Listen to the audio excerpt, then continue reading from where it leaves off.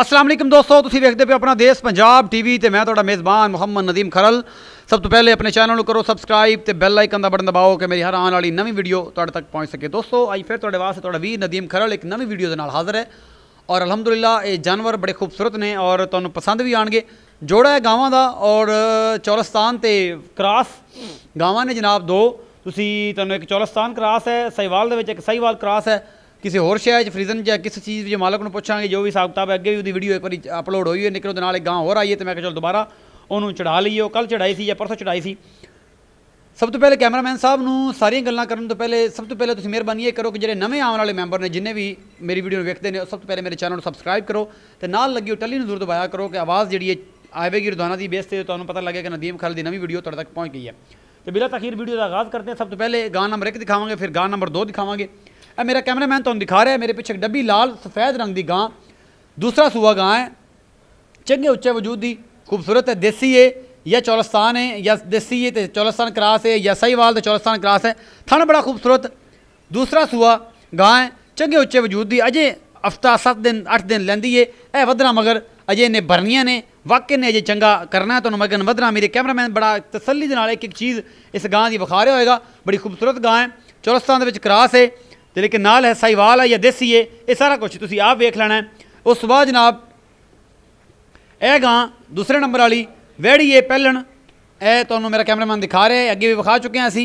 थन बड़ा खूबसूरत है, काला शाह थन पूरा मुठा दे, पहलन वैड़, सोहना हवाना, सोहना लेवा, मूँह शूँ। चौलस्तान का क्रॉस है फ्रीजन या आस्ट्रेलियन या सहीवाल का क्रॉस है। तुसीं सारा कुछ आप वेखते पे हो, ये मैनू नहीं पता, मैं तुहानूं कुछ दस भी नहीं सकता, मालक नूं पुछणियां सारी गल्लां, मैं सिर्फ अपना अंदाज़ा आइडिया दे सकना। यह मगर बच्चा है जिहदे ये भी क्रॉस है सहीवाल दे विच चौलस्तान दे विच 4-5 दिन की 6 दिन की सूई हुई है। ये सारा कुछ तुहाडे सामने मालक नाल गलबात करके पुछदे हैं कि की हिसाब किताब है, इनका की हिसाब किताब है तो उनका की हिसाब किताब, सूण नूं किन्ने दिन लैंदी ते सूई हुई किन्ने दिन की हो गई है।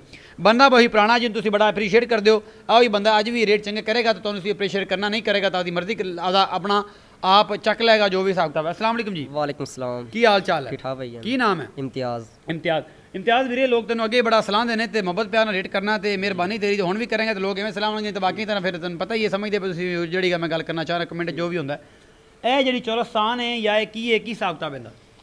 ये जी चौलस्तान है की है, सहीवाल नस्ल है, क्रॉस है, क्रॉस है अच्छा। जी, ठीक है जी। ते सूण कितने दिन लैंदी? सूण लैगी 8 दिन, 7-8 दिन लै जाएगी। दुध कितना कर जाएगी? दुध करेगी 13-14 किलो। 14 किलो इस वध भी कर जाएगी। तुसीं इन्ना क्या मकूल आखिया? वंडा पाणगे तो बहुता कर जाएगी, खिदमत करनगे तो फिर ही है ना, खिदमत करनगे तो बहुता कर जाएगी।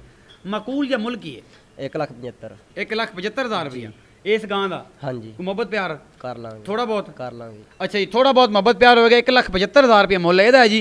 तो उस बाद जी ये तो तुसीं अगे भी एक मुल किया होया तो लेकिन इहदा दुध की हिसाब किताब है तो की रीजन है? तो कोल आ जाओ, छड़ दो। इन्हें दुध है जी 12 किलो। हाँ जी, बच्चे समेत? बच्चे छड़ के, बच्चे छड़ के 2 टाइम का? बच्चे छड़ के 2 टाइम का 12 किलो दूध देगा। 12 तो 11 पक्का करेगी। 11 पक्का करेगी। हाँ जी। तो मकूल या मुल 1,70,000 किया? हाँ जी। हुण भी वही है? हाँ जी वही है। 1,70,000 अगे का मुल किया होया जी तो दोबारा भी वही मुल है। सारा कुछ तुसीं वेख लिया, मुहब्बत प्यार आएगा जी? हाँ जी, कर लांगे। मुहब्बत प्यार भी हो जाएगा, सारा कुछ तुहाडे सामने। जिहड़ा बंदा एक करके वेखना चाहे तद, जे 2-2 करके वेखना चाहे तद, मुहब्बत प्यार आपां ते इम्तियाज़ भाई तो करा लांगे। तो इंशाअल्लाह मेरी वीडियो लाइक शेयर तो कमेंट जरूर करा करो। नवी वीडियो के नाल तुहाडा वीर नदीम खरल रोज़ाना तो हाज़र होंदा रहिंदा। अपना प्यार मुहब्बत कमेंट से जरूर दस्या करो। अल्लाह निगहबान।